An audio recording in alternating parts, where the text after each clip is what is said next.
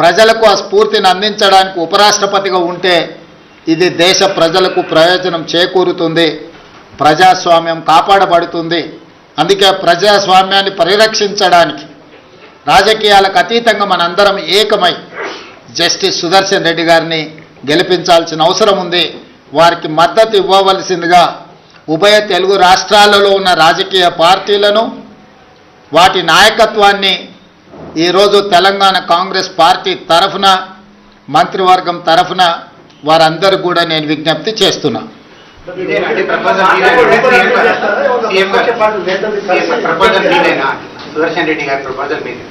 India కూటమి ప్రతిపాదన ఇది రాజకీయ పార్టీలకు అతీతంగా ఇండియా కూటమి తరఫున అన్ని రాజకీయ పార్టీలను అడుగుతున్నాం. ఒకప్పుడు మీరు ఆ ఇంటి కాకి ఈ ఇంటి మీద వాళ్తేనే కాల్చి చంపుతున్నారు, ఇప్పుడు మళ్ళీ ఆ ఇంటి కాకి ఈ ఇంటి మీద ఎట్లా వాళ్తారు? ఇది ఇండియా కూటమి. జస్టిస్ సుదర్శన్ రెడ్డి గారు కాంగ్రెస్ పార్టీ కాదు. అందుకే మీకు మొట్టమొదటి ఓపెనింగ్ రిమార్క్స్లోనే చెప్పిన, జస్టిస్ సుదర్శన్ రెడ్డి కాంగ్రెస్ పార్టీ ప్రతినిధి కాదు, కాంగ్రెస్ పార్టీ సభ్యుడు కాదు, కాంగ్రెస్ పార్టీ ఒకటే ప్రతిపాదించిన అభ్యర్థి కాదు. ఇండియా కూటమి ప్రజాస్వామ్యాన్ని పరిరక్షించడానికి న్యాయ నిపుణుడు, న్యాయ కోవిదుడైన జస్టిస్ సుదర్శన్ రెడ్డిని ప్రతిపాదించారు. వారికి ఏ రాజకీయ పార్టీతో సంబంధం కానీ, అనుబంధం కానీ, సభ్యత్వం కానీ లేదు. పార్టీలకు అతీతంగా జస్టిస్ సుదర్శన్ రెడ్డి గారిని గెలిపించాల్సిన బాధ్యత ప్రతి తెలుగువాడి మీద ఉన్నది.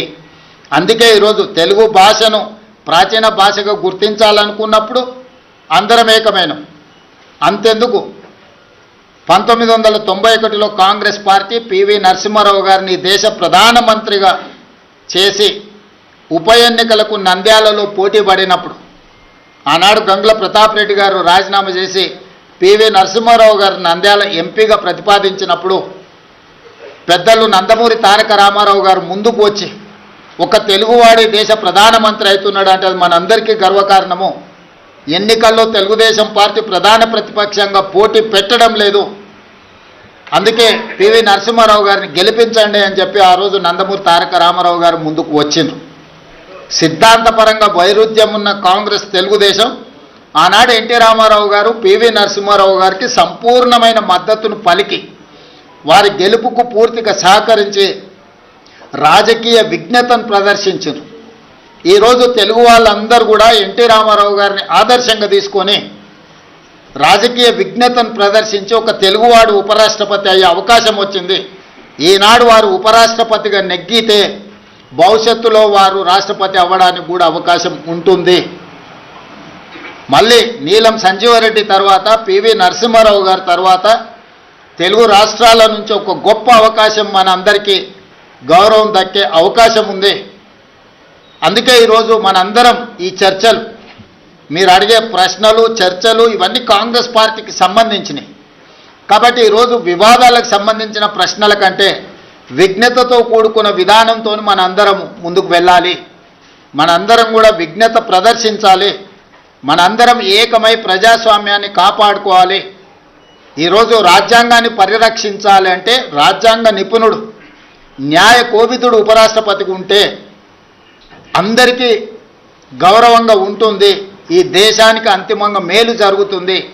కాబట్టి వివాదాస్పదమైన ప్రశ్నలు కానీ వివాదాస్పదమైన అంశాలకు ఈరోజు పత్రికా సమావేశంలో తావు లేదు.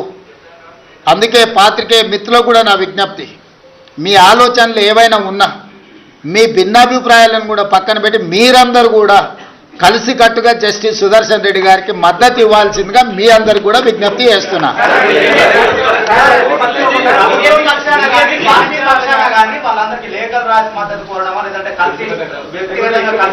ఖచ్చితంగా మీ అందరి సూచన ఏ రకంగా ఉంటే ఆ రకంగా ముందుకు వెళ్తాం. ఏదైనా తెలుగు వాళ్ళందరినీ కూడగట్టడమే మా అందరి యొక్క ఉద్దేశము.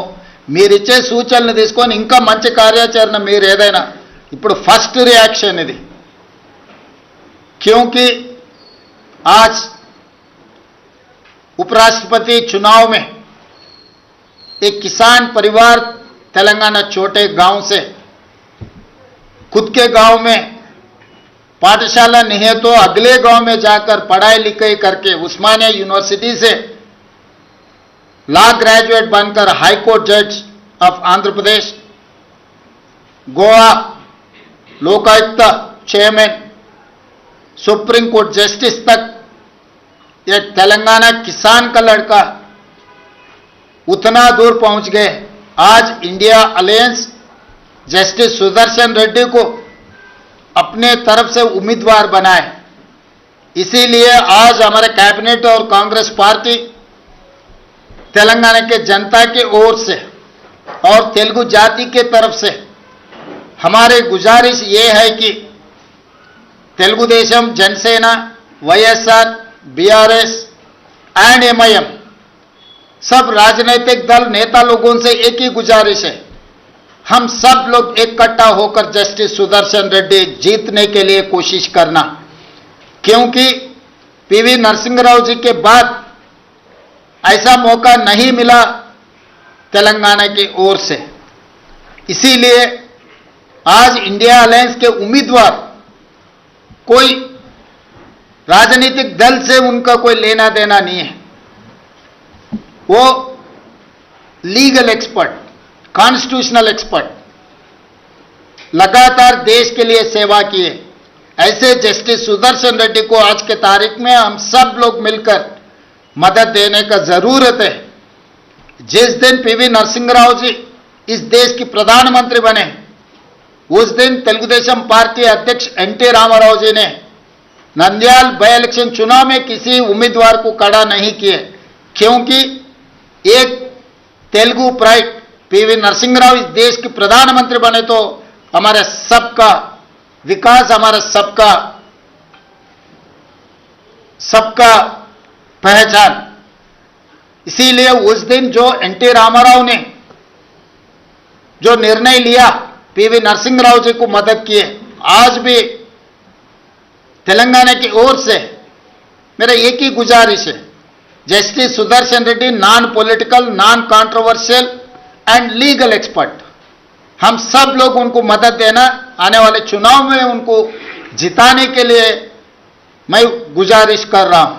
मुख्यमंत्री जी, एक सवाल है, आप विपक्ष के लोगों का ये कहना है कि एक तरफ तो तेलंगाना कांग्रेस और तेलंगाना की सरकार 42% आरक्षण के लिए दिल्ली से हैदराबाद एक की हुई है, दूसरी तरफ जो एनडीए के कैंडिडेट हैं वो भी ओबीसी हैं, तो क्यों नहीं समर्थन कर रहे? प्रमोद जी अच्छा सवाल किए।